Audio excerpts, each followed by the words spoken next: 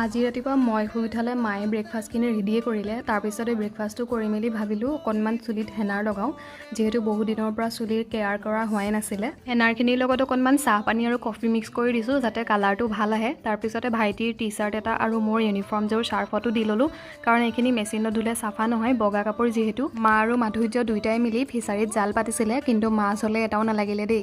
এইজনী হৈছে আমাৰ ভোদাৰ অকণমানি এজনী, তাইক সকলোৱে মৰম দিব দেই। আবেলি মা আৰু মই ওলালোঁ মাধুৰ্যহঁতৰ ঘৰৰ ফালে বুলি, কাৰণ সি বহুত দিনৰ পৰা আমাক মাতি আছিলে মুখা চাবলৈ বুলি।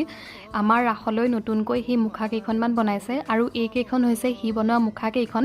তাৰ বায়েক মানে নৱনীতাই মোক পিন্ধি পিন্ধি দেখাইছে কেনেকুৱানো লাগিছে বুলি।